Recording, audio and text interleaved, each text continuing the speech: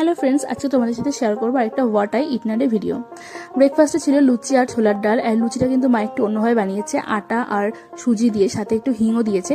তাতে কিন্তু ভীষণ ভালো লাগছিল খেতে, আর টেস্টটা একদম কচুরির মতো লাগছিল।